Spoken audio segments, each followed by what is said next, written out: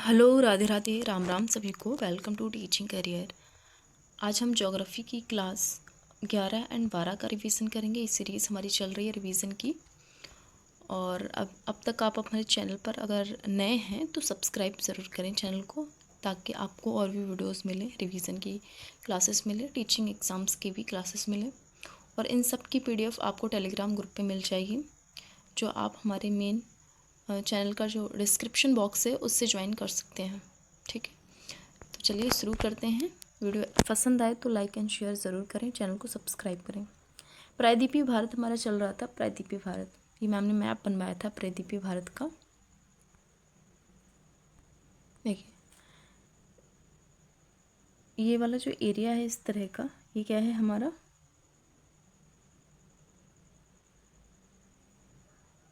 प्रायद्वीपीय भारत है। ठीक है, ये है।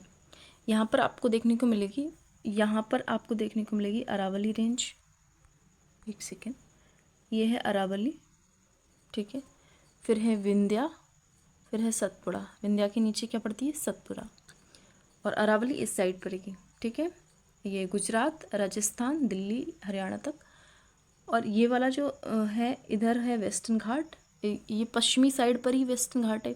ठीक है, पश्चिमी घाट इसको बोलते हैं, या फिर सह्याद्री इसका दूसरा नाम भी है। और इस साइड पर क्या है हमारा? इस साइड पर है हमारा पूर्वी घाट। पूर्वी घाट कटा छटा है। मैम ने इसका कारण बताया था कि इधर से जो नदियाँ हैं वो इस तरह से इधर बह कर आती हैं, जिस वजह से इधर का जो घाट है ना, पूर्वी घाट, वो कट गया है। ठीक है, फिर देखिए, ये जो पूर्वी घाट है और पश्चिमी घाट है, इसके बीच में ऐसा एरिया सा है। ये जो एरिया है इसे बोलते हैं हम पश्चिमी तटीय मैदान, और इसे बोलते हैं हम पूर्वी तटीय मैदान। ठीक है, इसे पश्चिमी तटीय मैदान बोलेंगे और इसे पूर्वी तटीय मैदान बोलेंगे। ठीक है, ये चीज़ हो गई। अब ये वाला जो ये भारत का जो मैप है ना पूरा, ये जो कोस्ट लाइन है इसको क्या बोलेंगे? इसे पूर्वी कोस्ट लाइन बोलेंगे, या इसको बोलेंगे पूर्वी तट। ठीक है, क्या बोलेंगे? पूर्वी तट। और इसी प्रकार से इधर को क्या बोलेंगे? इधर बोलेंगे हम, इस वाले जो कोस्ट लाइन है इसको बोलेंगे हम पश्चिमी तट। ठीक है, इधर पूर्वी तट, इधर पश्चिमी तट, ये हो गया। जहाँ पर पूर्वी और पश्चिमी घाट मिलते हैं उस पॉइंट को हम बोलते हैं नीलगिरी पर्वत। यहाँ पर नीलगिरी हिल्स पाई जाती हैं, और इन नीलगिरी हिल्स पर आपको एक ट्राइब देखने को मिलती है, तोड़ा जनजाति, जो क्या करती है? भैंस पालने का कार्य करती है, भैंस पालती है। इसके अलावा और भी कार्य करती होगी। ठीक है, ना केवल भैंस। जो नीलगिरी हिल्स है ना, यहाँ पर पॉइंट पर है, तो ये कर्नाटक, केरल, तमिलनाडु, 3 राज्यों में फैली हुई हैं। ठीक है, इतना समझ आया? आगे चलते हैं। कुछ इंपॉर्टेंट पॉइंट्स लिखवाए थे मैम ने प्रायद्वीपीय भारत से संबंधित। हमारा जो पेनिनसुलर इंडिया है उसका आकार कैसा है? त्रिभुजाकार है। ठीक है, अभी हमने देखा था ट्रायंगुलर है। इसका निर्माण कब हुआ था? प्री कैम्ब्रियन काल में इसका निर्माण होता है। यहाँ की सभी नदियाँ कैसी हैं? प्रौढ़ावस्था में हैं। अगर हम उत्तर भारत की नदियाँ देखें, हिमालय की, तो कैसी हैं? तो वहाँ पर युवावस्था में नदियाँ हैं। ठीक है, लेकिन यहाँ पर प्रौढ़ावस्था में नदियाँ हैं, वृद्ध हो चुकी नदियाँ। प्रायद्वीपीय भारत गोंडवाना लैंड का हिस्सा है। जब हमने पढ़ा था एक क्लास में कि किस तरह से अंगारा लैंड, गोंडवाना लैंड थे स्टार्टिंग में। ठीक है, तो उसी प्रकार देखा जाए तो प्रायद्वीपीय भारत कौन सी लैंड का हिस्सा है? तो ये गोंडवाना लैंड का हिस्सा है। ठीक है, इसका विस्तार कहाँ से कहाँ तक है? इसका विस्तार है 16 लाख वर्ग किलोमीटर क्षेत्रफल पर ये फैला हुआ है। और औसतन ऊंचाई देखी जाए तो प्रायद्वीपीय भारत की 600 से 900 मीटर की है। प्रायद्वीपीय भारत के कुछ पर्वत देख लेते हैं। देखो, अरावली, विंध्याचल पर्वत, सतपुड़ा, महादेव हिल्स, मैकाल रेंज, पश्चिमी घाट, पूर्वी घाट। इसके अलावा मेघालय का जो पठार है, मैंने बताया था, मेघालय प्लेटू अगर आए तो वो भी प्रायद्वीपीय भारत का हिस्सा माना जाएगा। ठीक है, अरावली के बारे में पढ़ लेते हैं। अरावली पर्वत के बारे में देखिए, ये है हमारा अरावली। और ये कौन कौन से राज्य में है? गुजरात में है, राजस्थान में है, हरियाणा में है एंड दिल्ली में है। ठीक है, हो गया। अब देखो, यहाँ पर जो गुरु शिखर एक नाम की पर्वत देखने को मिलेगा, जो राजस्थान के माउंट आबू में है। ठीक है। गुरु शिखर, गुरु शिखर क्या है? अरावली की हाईएस्ट पीक है गुरु शिखर, अरावली की सबसे ऊंची चोटी मानी जाती है। ठीक है। फिर आगे बढ़ते हैं जब, तो इधर इस साइड पर यानी कि जो पश्चिमी साइड पर बहती एक नदी निकलती है अरावली से, जिसे लूनी नदी बोलते हैं। और पूर्वी साइड पर एक नदी निकलती है जिसको हम बोलते हैं बनास रिवर। ठीक है। तो वेस्टर्न साइड पर निकलेगी तो लूनी नदी है, और इधर ईस्टर्न साइड पर निकलेगी तो बनास नदी है। ठीक है। और हरियाणा और दिल्ली राज्य है। ठीक है। कहाँ से शुरू होता है? गुजरात से, गुजरात के पालनपुर से शुरू होकर यह अरावली पर्वत दिल्ली तक फैला हुआ है। ठीक है, हरियाणा। फिर आगे है हमारा, आगे लिखा है इसमें कि अरावली जो अरावली है ना, भारत की प्राचीनतम पर्वत श्रृंखलाओं में से है। प्राचीनतम है सबसे, ऐसा समझो। 570 मिलियन ईयर अगो जो है ये बना था। और इसकी सबसे ऊंची चोटी क्या है? गुरु शिखर है, जिसकी ऊंचाई है 1722 मीटर। ठीक है। तो सबसे प्राचीन है अरावली पर्वत। फिर लिखा है विंध्याचल पर्वत श्रेणी के बारे में। विंध्याचल, इसका विस्तार गुजरात, एमपी, मध्य प्रदेश, उत्तर प्रदेश, बिहार, छत्तीसगढ़, इन राज्यों में है। विंध्याचल पर्वत को गुजरात में जोवरहट हिल्स बोलते हैं गुजरात में, और बिहार में इसको कैमूर हिल्स के नाम से जानते हैं। ठीक है। विंध्याचल के दक्षिण में नर्मदा नदी बहती है। देखिए इस तरह से कुछ, ये है विंध्याचल पर्वत श्रेणी, इस तरह से विंध्याचल है। विंध्याचल के नीचे यानी कि दक्षिण में क्या बह रही है? नर्मदा बह रही है, जो कहाँ जाती है? अरब सागर की तरफ जाती है। ठीक है।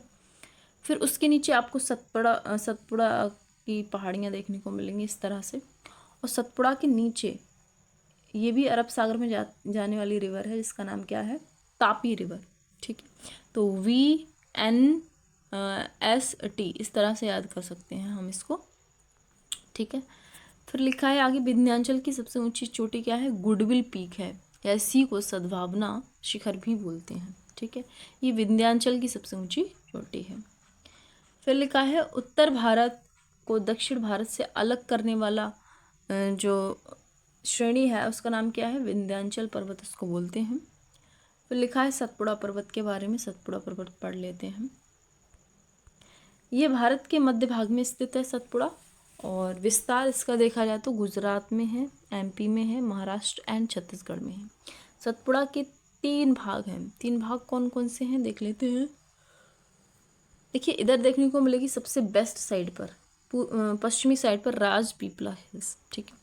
बीच में देखने को मिलेंगी महादेव पर्वत, महादेव की पहाड़ियाँ, और ईस्टर्न साइड पर देखने को मिलेगी मैकाल रेंज। ठीक है। और मैकाल रेंज की हाईएस्ट पीक है अमरकंटक, और ये कितनी है? तो ये है 1065 मीटर अमरकंटक। ठीक है। मैकाल रेंज की हाईएस्ट पीक है। फिर हमारी नेक्स्ट क्लास शुरू हो गई है, अब क्लास नंबर 12। सतपुड़ा पर्वत की सबसे ऊंची चोटी क्या है? धूपगढ़ है, ये सतपुड़ा की है। ठीक है। इससे पहले हमने क्या पढ़ा था? विंध्याचल। विंध्याचल की सबसे ऊंची चोटी क्या थी? याद करो, गुडविल पीक थी, जिसको सद्भावना शिखर भी बोल रहे थे। मैकाल रेंज जो है छत्तीसगढ़ में स्थित है। ठीक है। और फिर लिखा है नर्मदा और सोन नदी जो है अमरकंटक से निकलती हैं। अमरकंटक किसकी हाईएस्ट पीक थी? याद करो, मैकाल की। और यह इसी अमरकंटक से 2 नदियाँ नर्मदा और सोन निकलती हैं। सतपुड़ा पर्वत नर्मदा व तापी नदियों के बीच स्थित है। नर्मदा और तापी के बीच, हमने भी देखा था मैप के जरिए। फिर लिखा है सतपुड़ा पर्वत जो है व्रंतोस पर्वत, इसको बोलते हैं हम ब्लॉक माउंटेन का उदाहरण है। अब ब्लॉक माउंटेन किसे कहते हैं देख लेते हैं। ब्लॉक माउंटेन का जो निर्माण है ना, वो दरार या भ्रंश से होता है। देखिए डेफिनेशन क्या लिखा है मैम ने, यहाँ पे लिखा है तनाव या खिंचाव की शक्तियों के द्वारा खिंचाव के कारण धरातलीय भागों में दरारें या भ्रंश पड़ जाते हैं, जिससे धरातल का कुछ भाग ऊपर उठ जाता है। इसी ऊपर उठे भाग को ही क्या बोलते हैं? ब्लॉक माउंटेन बोलते हैं। देखिए इस तरह से एक मान लीजिए इस तरह से एक एरिया है, एक पठार समझिए, कुछ भी समझिए। अब इसमें आपस में क्या हुआ? खिंचाव हुआ। जब आपस में खिंचाव हुआ तो ये बीच वाला जो हिस्सा है ना, वो खिंचकर ऊपर आ गया। अब ये एक पर्वत का रूप ले लेगा। जब ये हिस्सा ऊपर आ गया खिंचकर, देखिए इस तरह से, तो ये क्या बन गया? एक माउंटेन बन गया। क्या बन गया? एक माउंटेन बन गया। तो यही क्या हो गया? ब्लॉक पर्वत का उदाहरण हो गया। ठीक है। फिर है छोटा नागपुर का पठार, छोटा नागपुर प्लेट्यू, मुख्यतः झारखंड में ही स्थित है। इसका भाग और भी राज्यों में है आसपास के, लेकिन मुख्यतः मेन रूप से झारखंड में है। इसके हाईएस्ट पीक पारसनाथ चोटी है जो झारखंड की हाईएस्ट पीक है। ठीक है। दामोदर नदी छोटा नागपुर पठार की सबसे लंबी नदी है। तो छोटा नागपुर पठार की सबसे लंबी नदी कौन सी हो जाएगी? दामोदर। दामोदर नदी के उत्तर में हजारीबाग पठार और दक्षिण में रांची का पठार देखने को मिलता है। ठीक है। रांची के पठार से स्वर्ण रेखा नदी निकलती है। कौन से पठार से? रांची के पठार से स्वर्ण रेखा नदी निकलती है। ठीक है। और स्वर्ण रेखा नदी को ओडिशा की लाइफ लाइन भी बोलते हैं, चीज़ याद रखिएगा। जीवन रेखा ऑफ ओडिशा की जीवन रेखा। देखिए इस तरह से एक छोटा सा मैप सा है, एक देख लीजिए इस तरह से। ये पूरा क्या है? छोटा नागपुर का पठार है, पूरा पूरा। ठीक। इसको छोटा नागपुर का पठार क्यों कहते हैं? छोटे छोटे पठारों से मिलकर बना है, इसलिए बोलते हैं। अब इसमें ऊपर की साइड जो बीच में, सबसे बीच में क्या जा रही है? इधर साइड पे जा रही है, इधर। ये दामोदर नदी है। दामोदर नदी के ऊपर यानी कि नॉर्थ में हजारीबाग प्लेट्यू और दूसरा कोडरमा का पठार देखने को मिलता है। और दामोदर नदी के दक्षिण में रांची का पठार देखने को मिलता है। कौन सी नदी बताई थी रांची के पठार से? स्वर्ण रेखा नदी, ओडिशा की लाइफ लाइन। फिर एक पॉइंट है कि छोटा नागपुर पठार में क्या पाया जाता है? लौह अयस्क पाए जाते हैं, आयरन और कोयला यानी कि कोल पाया जाता है, अभ्रक पाया जाता है यानी कि माइका पाई जाती है, बॉक्साइड प्रचुर मात्रा में पाया जाता है। ठीक। बॉक्साइड किसका और है ये बताइए? एल्यूमिनियम का। ठीक है। तो ये प्रचुर मात्रा में पाया जाता है। ठीक है। फिर लिखा है दामोदर नदी घाटी में कोयले के भंडार हैं। दामोदर नदी घाटी में किसके भंडार है? कोयले के। झारखंड के हजारीबाग से अभ्रक निकाला जाता है। झारखंड के जो हजारीबाग है, हजारीबाग प्लेट्यू है, वहाँ से क्या निकाला जाता है? अभ्रक, जिसको माइका भी बोलते हैं। नोट करके मैम ने लिखवाया था क्योंकि ये प्रीवियस ईयर में पूछा जा चुका है। छोटा नागपुर में, छोटा नागपुर जो प्लेट्यू है उसमें क्या सोना पाया जाता है? तो आंसर इज नो। ठीक है। सोना यहाँ पर नहीं पाया जाता, यानी कि गोल्ड यहाँ पर नहीं पाया जाएगा। फिर हमारा नेक्स्ट टॉपिक स्टार्ट हो चुका है मरुस्थलीय। भारत में मरुस्थल जो कौन कौन से हैं, मरुस्थल के बारे में पढ़ लेते हैं। इंडियन डेजर्ट के बारे में। डेजर्ट बोलते किसे हैं? तो डेजर्ट की डेफिनेशन हो जाएगी जहाँ पर 25 सेंटीमीटर वार्षिक वर्षा यानी कि पूरे वर्ष भर की वर्षा को हम कैलकुलेट कर रहे हैं। यहाँ पर 25 सेंटीमीटर वार्षिक वर्षा या उससे कम वर्षा वाले क्षेत्र को मरुस्थल की श्रेणी में रखा जाता है। थार मरुस्थल भारत में अरावली पहाड़ियों के उत्तर पश्चिम, किधर है? अरावली पहाड़ियों के उत्तर पश्चिम में स्थित है। इसका अधिकांश भाग राजस्थान में, परंतु कुछ भाग पंजाब, हरियाणा एवं गुजरात में फैला हुआ है। ठीक है। फिर है वेस्टर्न घाट, न्यू टॉपिक। वेस्टर्न घाट को सह्याद्री भी बोलते हैं, दूसरा नाम है इसका। इसकी लेंथ देखी जाए तो 1600 किलोमीटर लॉन्ग है। एवरेज हाइट 1000 से 1300 मीटर है।